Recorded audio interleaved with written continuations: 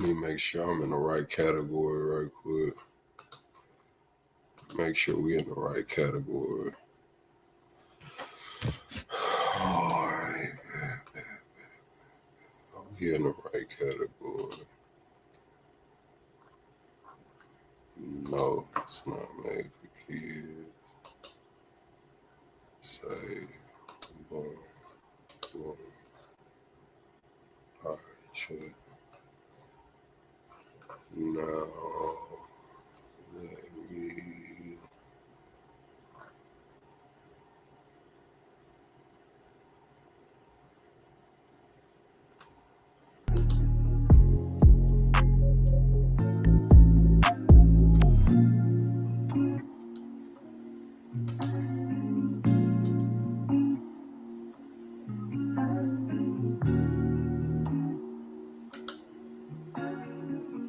Wow.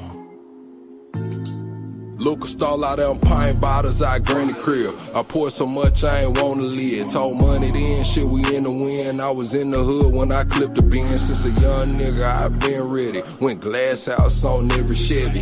In this game I tried plenty settings. It's all or nothing how niggas been. Got sucker niggas, keep suckers with them. One of the reasons I ain't fucking with them. Trish taking some more than her. Guess she couldn't even afford a winner. I'm open late, don't need a scale. And it's always over, sneak wishing well. I double down, slick shit to spell. Shawty know I don't kiss and tell. I'm faded, faded, faded, faded, faded, faded, faded. I'm faded, faded, faded, faded, faded, faded, faded. I'm faded, faded, faded, faded, faded, faded, faded. I'm faded, faded, faded, faded, faded, faded, faded, faded.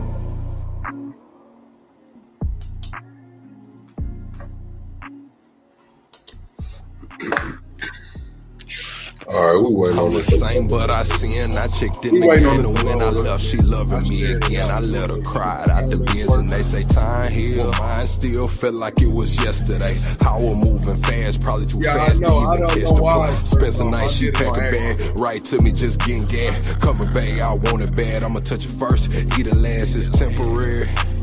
Holly damn emotion said it's temporary. My pain deeper than the ocean. Temporary feelings mixed with temporary pleasures. All these temporary moments and these temporary treasures. Temporary circumstances to temporary measures. Temporary friends and even temporary schedules. Temporary smiles and temporary goals. Temporary women sliding on temporary poles.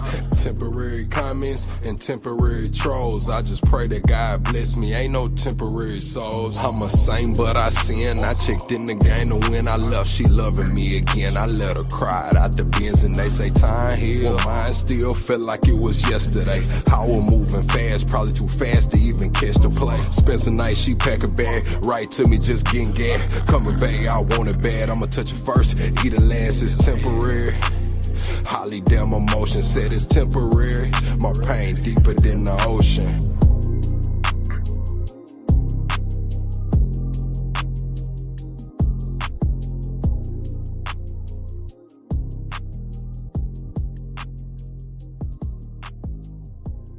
All right, chat. We finna get into it, man. I don't know too much about Max B, so I'm finna do my homework with y'all right here, man, with me. We finna do our homework on Max B.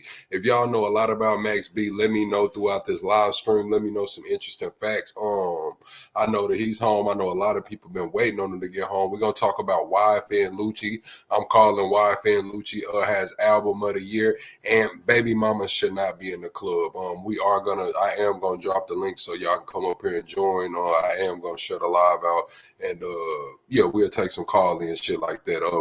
Jania Michelle, she going through it with her baby daddy, the NBA player, about going out to the club. So we're gonna talk about all of that. But y'all don't know much about Max B, so let's get into it. Max B was born Charlie Wingate in May of 1978. He grew up in Harlem, New York, and actually stayed in the same apartment building as Cameron, a few floors beneath him. This makes his later ties to Dipset almost feel like destiny. Before the world even knew him as Max B, Harlem knew him as Charlie Rambo, a wild kid who was constantly in the streets, getting into trouble, and living fast. His early years were very rough. His mother battled addiction for much of her life and even served time in prison because of it. That left Max to be raised primarily by his grandparents. His grandmother was the opposite of the chaos around him, strict, deeply religious, and full of faith. She kept gospel music playing around the house and instilled discipline and spirituality in him. This environment planted the seeds of his musical ability. As a kid, Max B sang in the boys' choir of Harlem, showing early glimpses of the soulful voice that would later define his sound. A lot of Music artists come became up through even the more choir. personal for Max through his older brother, Eric, who he always described. So, chat, y'all know I rapped for 15 years. I took label meetings, turned down a couple deals, rapped at a really high level. But I never was in the choir or anything. Like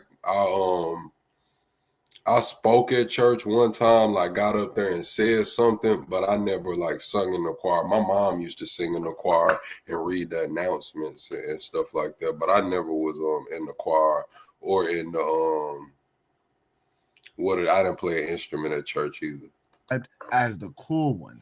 When I was staying with my grandmother back in like 87 ish, 88, he used to go in and out of town. He was into music real heavy. And the last time he left me a big sack of cassette tapes.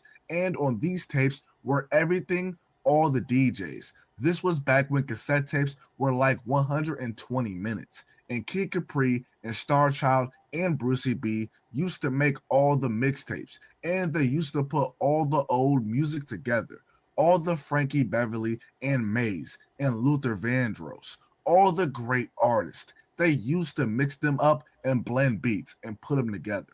Sadly, Max's brother Eric died in Baltimore in 1991 at the age of 16, so a big rest in peace goes out to Eric because I couldn't imagine what losing a brother felt like to Max. Despite the guidance from Max's grandmother, Max was still involved in the streets. By 17, Max had gotten into serious trouble and was sentenced to 8 years for robbery. He entered prison as Charlie Wingate and came out as Max B. While locked up, he started reflecting on his. Yeah, I'm gonna be real. I don't see Max B getting out and becoming like some crazy successful rapper. Like I do think he'll stream well. Like he can make a nice living from streaming, and pick up some checks. But I think his bag will come from like just being an OG in the game that held it down. Like, I think he could probably start a label. He'll be able to get some people around him on this label. I feel like he can do podcasts or start a podcast about just, keeping it real, especially since everybody's snitching right now. His life. In interviews, he has said that he will look at himself in the mirror and realize he could not go back to the corner. He wanted to become something greater, something larger than life. That's where the persona of Max B was born. The name came from Max Bigavelli, Biggie Smalls, Big, Jay-Z, Jigga, and Tupac That's a Machiavelli. hard name, man. Max B has said Max Bigavelli is Biggie's smoothness, Jigga's flash, and Machiavelli's rebellion, all in one. After serving 8 years in prison, Max B came home around the early 2000s determined to focus on music. A friend brought him to the studio, and the moment he got in the booth, everyone knew he had something special. But just as things started moving, he got hit with another setback. Max was arrested again on a parole violation. He spent about 10 months back inside. In interviews about this time in his life, Max said that he needed this because he wasn't ready due to being heavily distracted. Before going in for 10 months, he reached out to his childhood friend, Cameron, because he wanted to go all in with music after he got out. How old is Max B? He did 8 years, then came home, then went and did another 16 years. That's what, 24 years out of his life in the penitentiary is crazy. Say, yo, Flea, you know how to rap, man. Let's get this shit clicking like Dorothy's heels. He done about half, if not more than half of his life in laughed prison. like that because I couldn't take him seriously. Because this is my man. He from my building. I'm like, you rap now, Max? I mean, Charlie. He like, yeah. My name is Bigger Valley. I said, Bigger Valley. I couldn't really take Max serious because I didn't see the potential because, I'm not God. I don't always catch every artist. I'm like, oh, how you miss this nigga? I just didn't see it because I fuck with him. And I didn't hear him rap at that time. I never heard him rap. So I guess Jim some type of way got with Max. I don't know how Mike Bruno got with Jim and they got together. So Jim called me like, yo, I'm gonna fuck with Max B. And I'm like, yo, guy, do your thing. I didn't know it would be this type of situation. I'm just being totally honest. I didn't know. The other contacts Max B had was with Mike Bruno and Jim Jones, who was a part of Dipset with Cameron. Max came home in January of 2005. By the summer, he was down with That's Jim when Jones Dipset was at and their his height. Bird Gang label. According to him, he received a 6-figure advance and started working on records like Confront Your Babe, Baby Girl, and G's Up. Make a pump crack, ride shotgun in the H slump back. Max leave the streets, please, they don't want that. All of these records ended up on Jim Jones's sophomore album, Harlem Diary of a Summer, which was released in August of 2005. It peaked at number 5 on the Billboard 200, selling 74,000 copies in its first week. Max B's smooth singing, melodic hooks, and wavy delivery gave Jim's sound a new edge. See, when you from somewhere like New York, 70-some thousand copies is like, don't get me wrong, it's crazy. But back then, people could sell that out the trunk. Like cities like Houston, New York City, those cities where there's 5 million plus people, like you can sell 50, 60, 70,000 mixtapes or albums out the trunk of your car.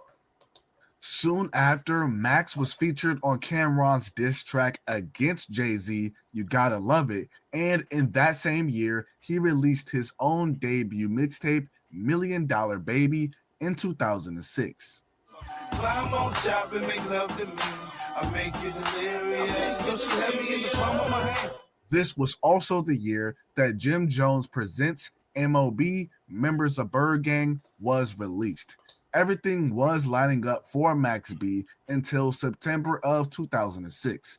This is when Max B What's up, was Erica? arrested in connection to a botched robbery in Fort Lee, New Jersey that ended with the man dead.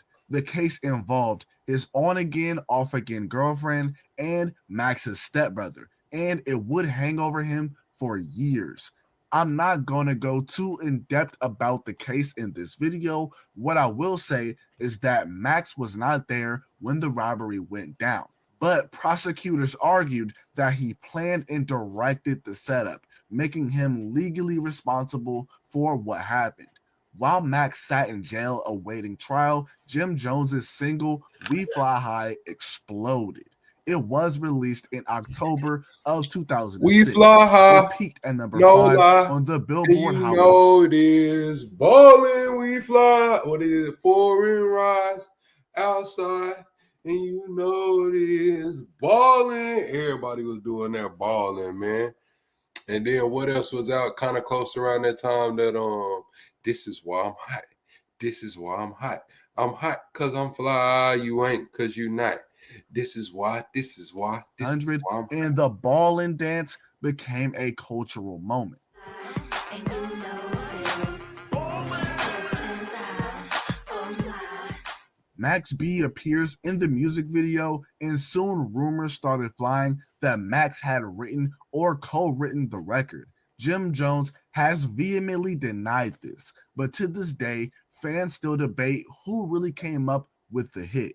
Besides We Fly High, there's rumors that Max B and fellow Bird Gang member Stack Bundles wrote material for Jim Jones, but this is also something that Jim Jones denies. Why would you even ask me that? Max B never wrote 1 ounce of my music, nor has Stack Bundles, nor has Cam, nor has anybody in my whole life. You can't allude to what you hear out there if you don't know it for sure. Nobody writes my music at all. If you really want to know, I have ghost written a lot of music for a lot of other people, including the name you just said.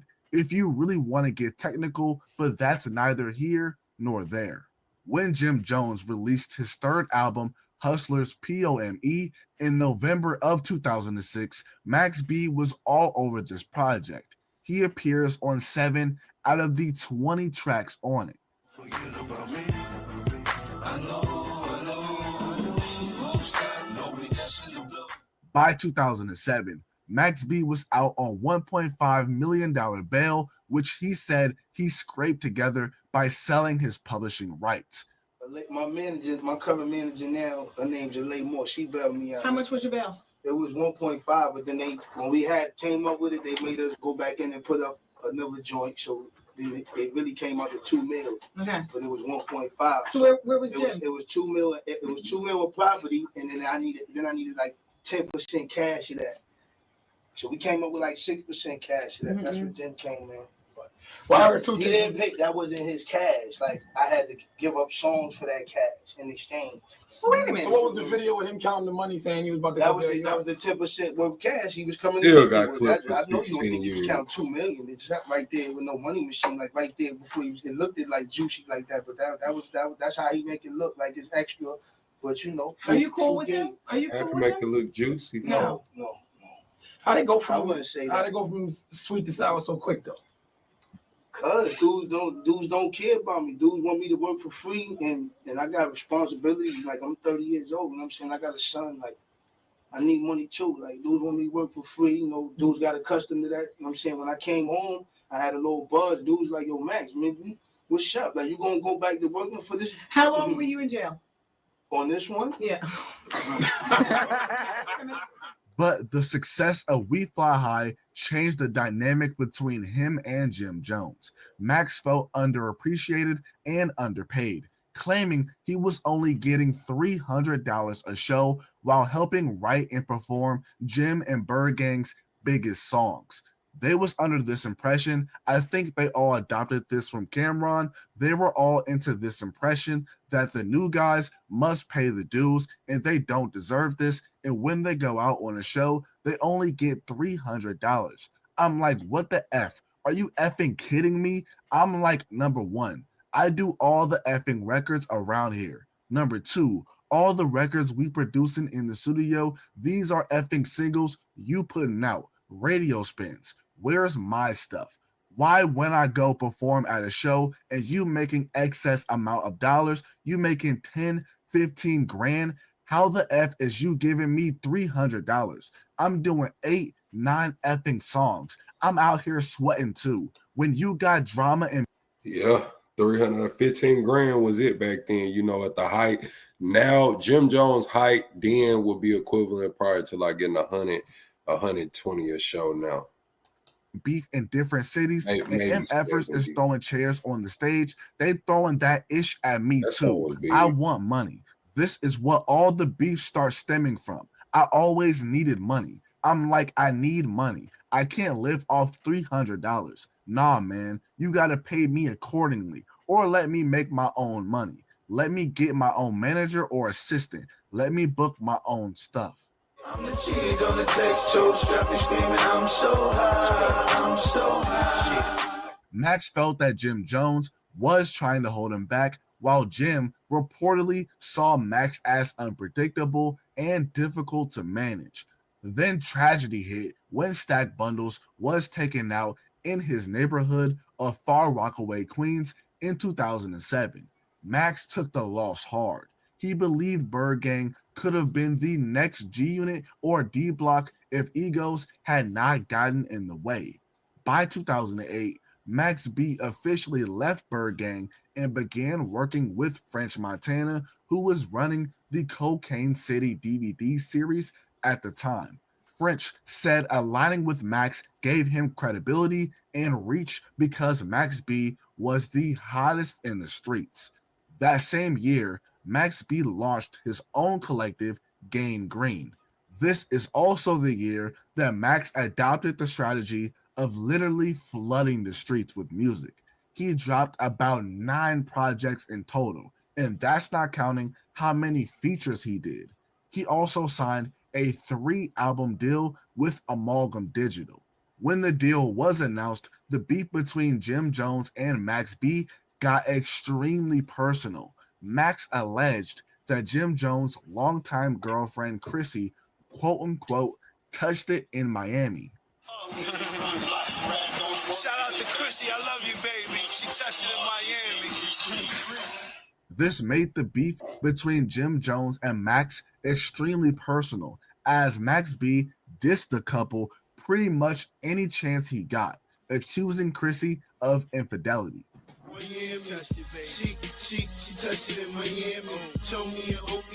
God, he made a song about it. Another point of contention in their beef is that Max B clowned Jim Jones for not having as much success with Bird Gang after he left. Max B and French Montana hilariously clowned their 2008 album, only selling 16,000 copies in its first week. That shit went treadmill. Doing the whole treadmill. 16,000 the first week. Shit went nowhere fast. Max also felt that Jim tried to replicate his style in his music. One song that a lot of I didn't know none of this, Chad. I really didn't. I didn't know none of this. people point to, which has gained a lot of traction the past year due to becoming sort of a meme, is the song More Than a Hustler. Can't tell me about no hustler. I'm studying on these bros. But Max B was really in an awful position because though he left Bird Gang, Jim Jones still owned his publishing. MaxiPad, he's like Finding Nemo right now. Where is that stuff? Actually, he is on the shelf right now, next to my Nike boots. We ain't never letting him come out. This furthers the accusations that Jim Jones was blackballing Max B. But back to Max's deal with Amalgam Digital, and after this deal was brought to light, Max B would be prevented by Jim Jones's legal team for making any commercial releases of Max's music, meaning that Max B basically could not drop an album. But this did not stop Max. He kept flooding the streets with tapes. His voice, his slang, his laugh, and his wave made him one of the most original personalities in hip-hop. Then came 2009, the year that everything caught up. He dropped the now classic Coke Wave with French Montana, one of my favorite mixtapes of all time. I'm in the ghetto every day, and ever since this little beef, I told that man every day. Max B was also way ahead of his time with his mixtape Quarantine, which also came out this year as well. But in June, everything caught up to Max. He was found guilty on 9 of 11 counts in his case. In September of 2009, he was sentenced to 75 years in prison. When at first I caught you creeping, wasn't even sleeping, she hit the speaker and bleeped them. Earlier, I mentioned how the beef between Max and Jim started over monetary issues. There's some belief by fans that the case that Max caught could have been prevented if he was paid more. Jim never put no artists out. Jim has never put an artist out. I got all the artists. I got all the talent. I was in the street recruiting all these rappers. Jim ended up getting some rappers, and what he did was use them for his album instead of putting them out. Max B may not be in jail if you put his album out. Or Stack Bundles might have got out of Far Rock if we had an album out. Jim never put these people album out. You know what I'm saying? Even behind bars, Max B did not fade away. In 2010, a judge ruled that Jim Jones no longer had rights to his music, allowing Max B to release his long-awaited debut album, Vigilante Season, in 2011. Yeah, the vigilante season is here, so buckle up. The Milli Vanilli killer, Chrissy, buckle up. Max B said that before their fallout, he had given Jim Jones 10 albums worth of material. From prison, Max B stayed connected to fans and the culture. He dropped tons of music from behind bars and did numerous interviews updating fans on the status of his case. In 2016, after years of appeals, his sentence was reduced to 12 years following a plea deal for aggravated manslaughter. During those years, artists continued to honor his influence. French Montana kept his name alive, putting him on albums, shouting him out in interviews, and even collaborating with Kanye West, who featured Max on The Life of Pablo with the Silver Surfer intermission. But there have been other artists that have had Max B on their albums, mixtapes, etc. But as of the time I'm releasing this video, Max B is expected or has already come home. Many believe he still has the charisma, humor, and creative spark to make a strong comeback. Max and Jim have had a rocky relationship even while Max has been behind bars. Recently, Max B has said that once he's released, he wants to start over. He took no issue when French Montana and Jim Jones resolved their beef in 2021.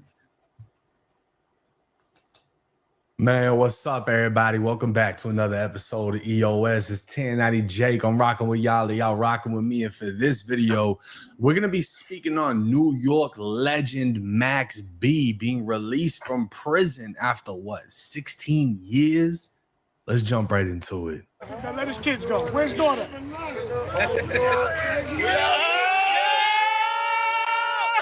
not get close to the gate, guys. They're gonna tell us to move.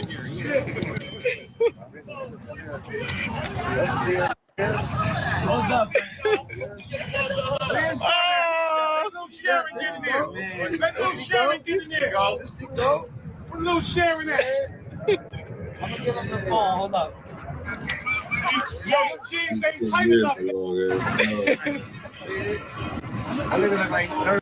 He said them jeans ain't tight enough. This is a beautiful moment, man. Getting to actually hug your kids on the other side of the fence after 16 years. Y'all saw how he kind of like got hesitant too with his daughter, because that's father and son is one thing, but a father and a daughter, I just feel like it's a different type of love. It's a different type of embrace. And he was definitely like, he took that second before hugging her. This is a beautiful moment right here.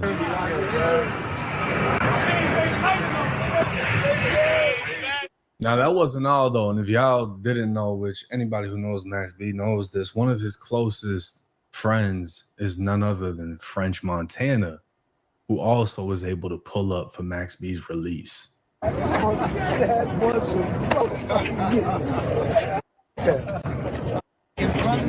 together.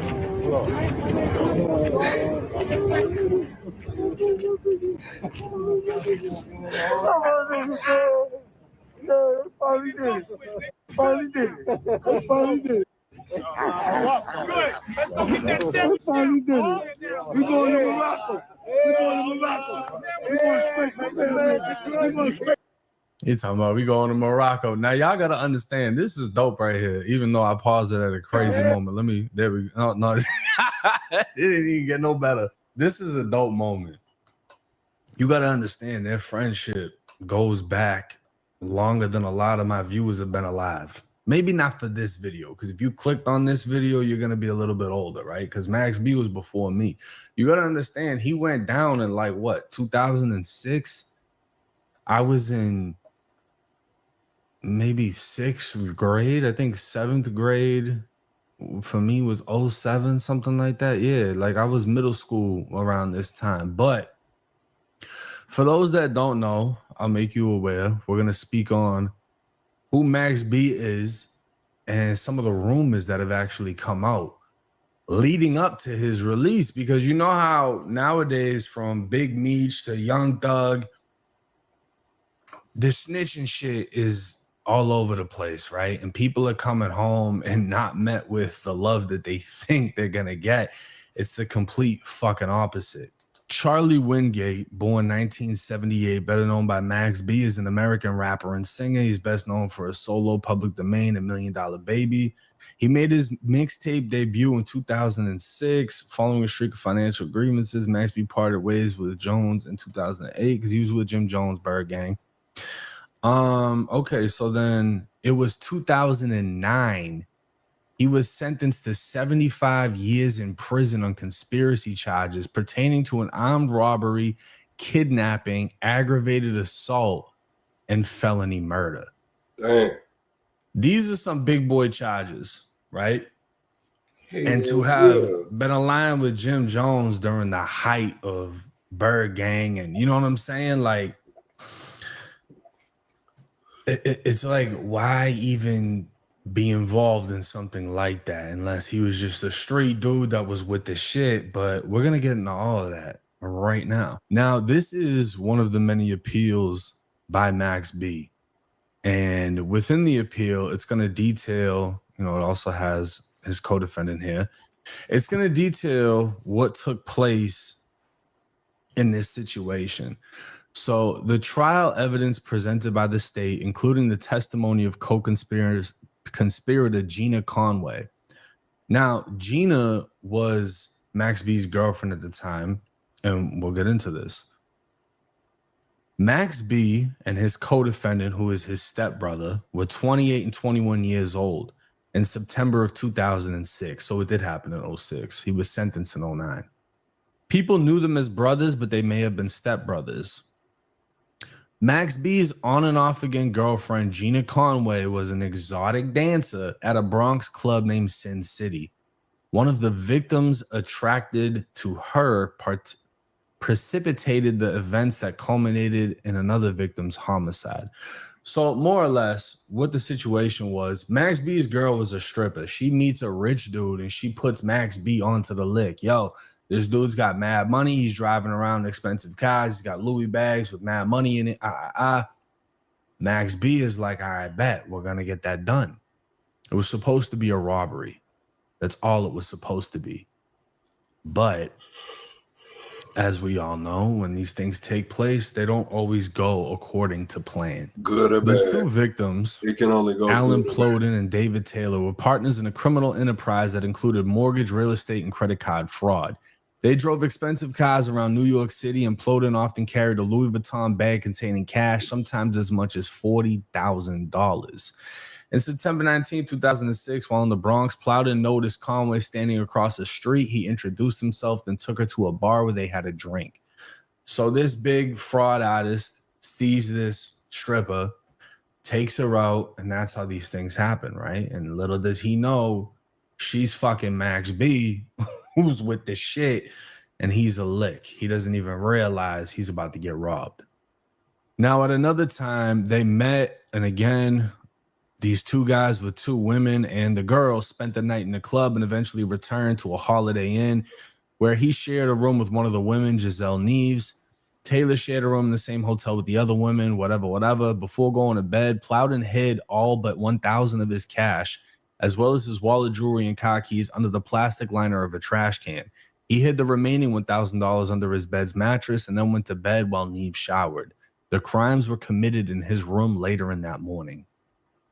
Now, Gina told Max B about this guy's money. When he asked how much, she replied, a lot. Max B then said he was going to get him, which Gina understood as meaning that Max B was going to rob him for his money. Now, on the way to the hotel room, Max B's stepbrother and co-defendant put on gloves, took duct tape from his pocket, and displayed a handgun. The girl, Gina, who had not seen any of these items previously, became nervous because this was not part of the plan. Like I said, nothing goes according to plan. When they arrived at the room, the co-defendant told Gina to use her card key to open the door, but it didn't work. She then called his phone and could hear it ringing, but he didn't respond. She knocked on the door. A girl answered. Gina told Gina and the co-defendant that he was sleeping and tried to close the door. Gina used her foot to prevent the door from closing, and she and the co-defendant entered the room. Once inside, the co-defendant grabbed the girl by the hair, pointing the gun at her head, and demanded the money and the car keys. Gina searched the room. The guy continued to sleep while this was going on. The co-defendant shoved the girl into the bathroom, told Gina to tape her up, which she did, duct taping the girl's wrists, mouth, and ankles. She never got a good look at the co-defendant, noticed a scar on the left side of his face. Now, Gina woke up the guy. The co-defendant told him not to look at him or he would be shot, so he turned away. Yeah, we finna get up out of here, La La, man. I'm gonna holler at you, H-Buster and La La, man. We're gonna be back on the main channel tonight.